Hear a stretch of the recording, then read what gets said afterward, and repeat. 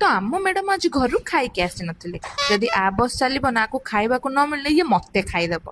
तो क्लास सारी आमे सीधा बाहरी पड़लु रेस्टोरेंट पाई। रेस्टोरेंट रे पहुंचला परे मैडम रो की खुशी देखो ए खुशी किसी टाइम पे नहीं। मेन्यू देखि कि मते एमिति फील होला मु जेमिति यूपीएससी रे सिलेबस देखुची सब दिन से मुंडरो बाहर।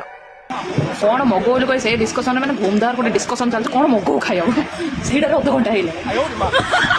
तापर फांका टाइम देखी आमे हमर असली रूप को पळी आस्थिलु।